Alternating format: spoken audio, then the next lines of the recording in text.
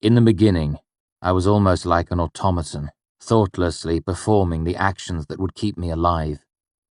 I ate the second rabbit I caught, and the third.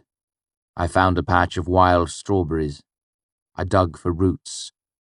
By the end of the fourth day, I had everything I needed to survive.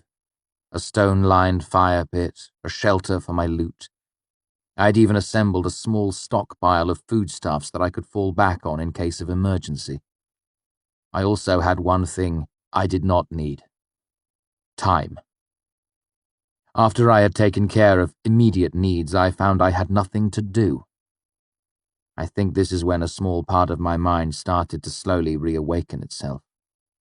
Make no mistake, I was not myself, at least I was not the same person I had been a span of days before. Everything I did I attended to with my whole mind, leaving no part of me free for remembering.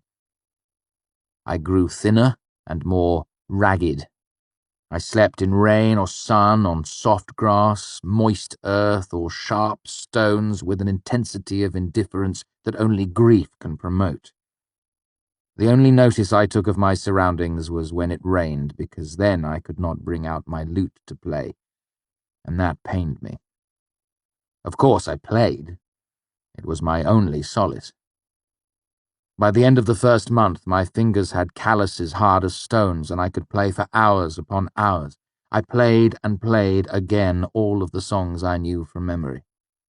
Then I played the half-remembered songs as well, filling in the forgotten parts as best I could.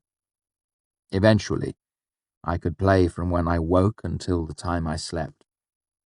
I stopped playing songs I knew and started inventing new ones. I had made up songs before. I'd even helped my father compose a verse or two, but now I gave it my whole attention. Some of those songs have stayed with me to this day. Soon after that, I began playing... How can I describe it?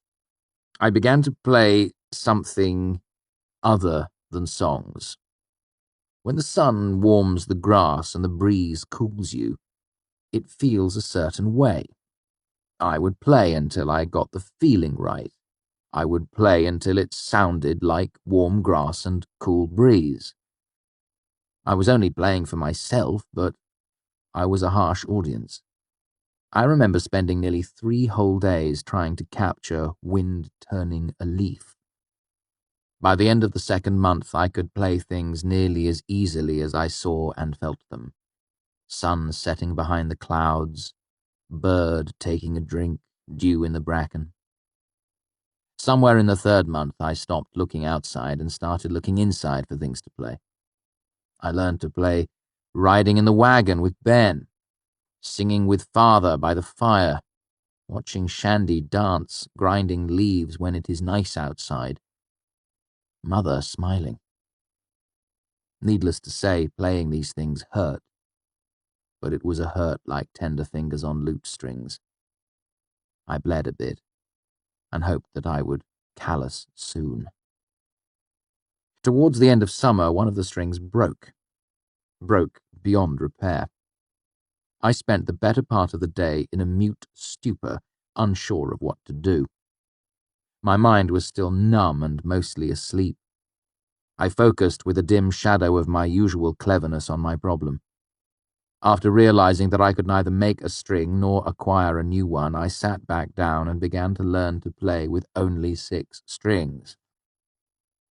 In a span, I was nearly as good with 6 strings as I had been with 7. 3 span later, I was trying to play Waiting While It Rains when a second string broke. This time, I didn't hesitate. I stripped off the useless string and started to learn again. It was midway through reaping when the third string broke. After trying for nearly half a day, I realized that 3 broken strings were too many. So I packed a small dull knife, half a ball of string, and Ben's book into a tattered canvas sack. Then I shouldered my father's lute and began to walk.